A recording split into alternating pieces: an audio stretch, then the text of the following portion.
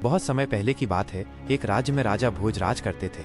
वो अपनी बुद्धिमत्ता, ज्ञान और न्यायप्रियता के लिए पूरे भारतवर्ष में प्रसिद्ध थे। उनके दरबार में एक से बढ़कर एक विद्वान, कवि और कलाकार थे। लेकिन एक चीज थी जो उन्हें हमेशा परेशान करती थी।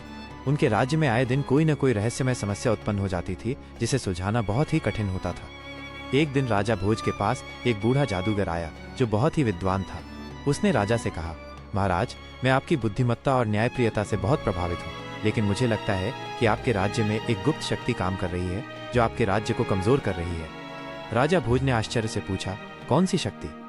जादूगर ने कहा, महाराज, आपके राज्य में एक ऐसा चोर है जो बहुत ही चतुराई से लोगों का धन चुरा लेता है, लेकिन कोई भी उसे पकड़ नहीं पाता। और जब भी वो चोरी करता है तो एक रहस्यमय तरीके से उस जगह पर एक काला फूल खिल जाता है। राजा भोज ने तुरंत अपने मंत्रियों को बुलाया और इस चोर को पकड़ने का आदेश दिया, लेकिन कोई भी उसे पकड़ नहीं पाया। कुछ दिनों बाद राजा भोज के महल से एक बहुमूल्य हीरा चोरी हो गया, और जैसा कि जादूगर ने बताया था, उस जगह पर एक काला फूल खिल गया। राजा भोज बहुत ही चिंतित हो गए। उन्होंने जादूगर को फिर से बुलाया और कहा, मुझे लगता है कि तुम सही थे। कोई न कोई गुप्त शक्ति हमारे राज्य में काम कर रही है। जादूगर ने मुस्कुराते हुए कहा, महाराज, इस चोर को पकड़ने के लिए हमें उसके दिमाग की तरह सोचना होगा। जादूगर ने राजा भोज को एक योजना बताई।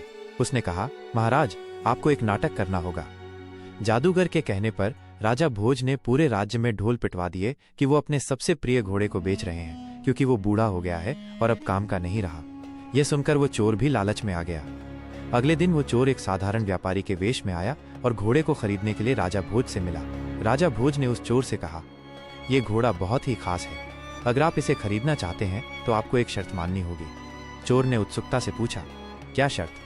राजा भोज ने कहा, आपको इस घोड़े को तभी खरीदना होगा जब आप मुझे ये बताएंगे कि आप चोरी कैसे करते हैं और ये काला फूल कैसे उगाते हैं। चोर ने सोचा कि राजा भोज मजाक कर रहे हैं और उसने अपनी चतुराई दिखाते हुए कहा, महाराज, मैं कोई चोर नहीं हूँ, मैं तो एक व्यापारी हूँ।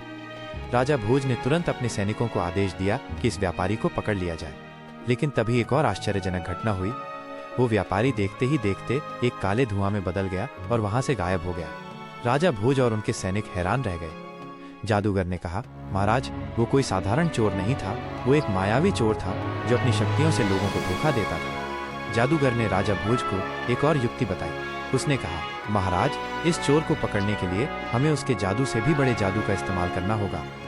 जादूगर ने राजा भोज को एक विशेष प्रकार का तेल दिया और कहा, महाराज, आपको ये तेल अपने पूरे महल में छिड़कना होगा। राजा भोज ने जादूगर के कहने पर वैसा ही किया। जब वो चोर फिर से चोरी करने के लिए महल में आया तो वो तेल से फिसल गया और नीचे गिर गया। जैसे ही वो गिरा, उसकी मायावी शक्तियां काम करना बंद कर गईं और वो एक साधारण इंसान में बदल गया। राजा भोज के सैनिकों ने उसे तुरंत पकड़ लिया। राजा भोज ने उस चोर से पूछा, तुम ये सब क्यों करते थे? चोर ने रोते हुए कहा, महाराज, मैं एक गरीब किसान था। मेरी फसल एक जादूगर ने नष्ट कर दी थी। मैं अपनी और अपने परिवार की भूख मिटाने के लिए ये सब करता था।